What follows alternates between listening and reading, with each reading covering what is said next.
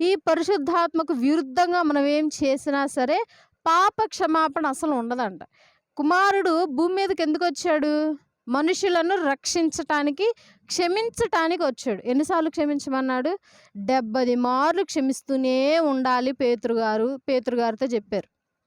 అంటే మనిషి బ్రతికున్నంత కాలం ఎదుటి వ్యక్తిని క్షమిస్తూనే ఉండాలి మనం.